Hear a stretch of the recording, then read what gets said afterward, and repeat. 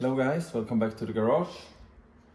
I got my winter cap on, and that means it's time to start with this project. I'm going to start with a full strip down to get all the parts off so that I can take a decision on what to do with the chassis, about what I'm going to do about rust, the dents, the paint and so on. So first of all, now I will strip this apart totally.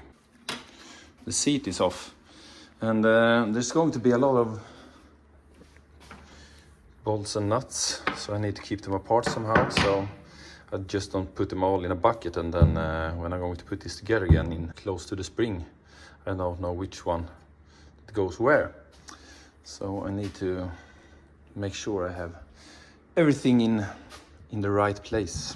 The grips are damaged from the crash, so I might as well just cut these off and throw them away. I have new ones lying on my shelf, so this would be the easiest way to remove them, I think. Like that. I want to remove as much as possible from the chassis while still on the two wheels, because it's much easier this way. So I'm removing bit by bit. And here we have a lot of grass and things from when it ended up in the ditch. Whoops! So here's my pile of things that I'm not going to use. Either because I got new ones or they are not going to be used anymore. Like this battery bracket I'm not going to use. The speedo, I have a new one because if you remember the fuel gauge here was jumping all over the place. Also the speedo, but the speedo was due to the cable. And I won't use this because I'm going to put in a ampere box instead, toolbox. So this pile will be bigger, I think.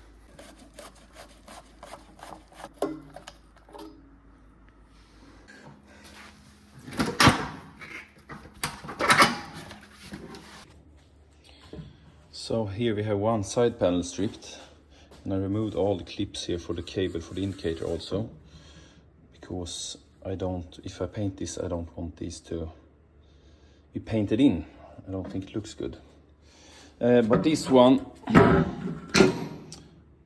obviously is damaged. So I don't know if I'm going to buy a new one or if I'm going to fix this. I mean, it's pull this out and make a weld here, and yeah, I can save it maybe. I don't know yet. Well, you can imagine this will take some time.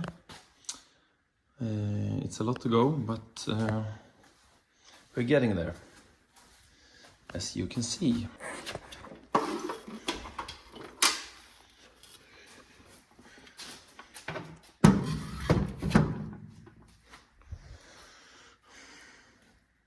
Now the tank is out. Oops, let's hope we get all these in the right places when we're going to put them back.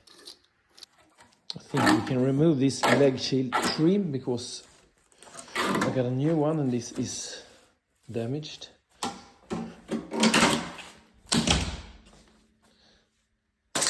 Like that.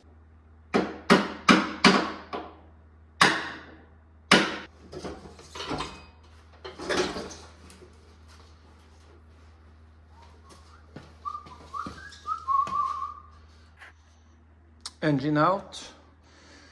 So now we'll do the fork.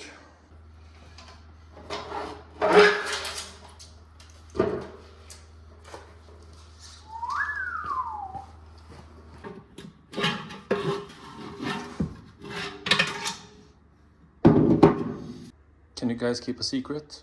I bought myself a new front fender because this is rusty and dented, as you can see. And so I bought a new one. But this one,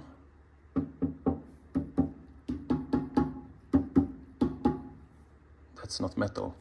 Don't tell anyone. So now all the major parts are off. I can lift this up on my workbench and take all the small things that are left to remove up there.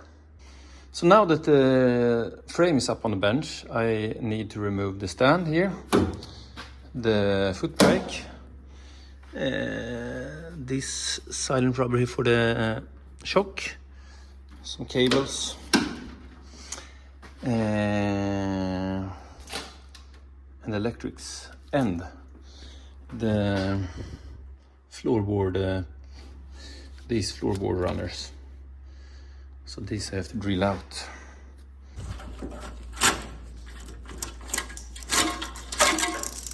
So that's all of the electrical system out, and I'm pretty sure I will regret this later on when I'm going to put it back.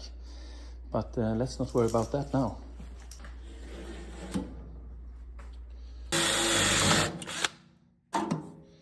That's the last one.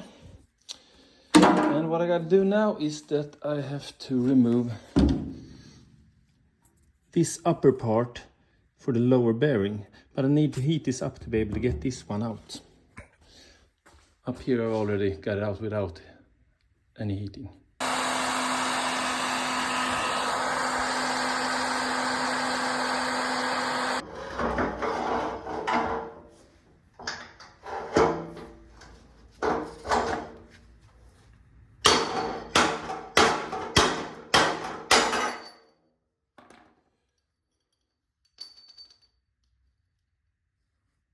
Hot. Now there's only one thing left before I'm done, and that is to remove these the electrical connection for the side panel for the indicators. And these are just squeezed in, so you have to try to wiggle them out with a screwdriver like this. But you know, sitting here for 30 years, it can be a bit of a pain to get them out without breaking. But we have to try.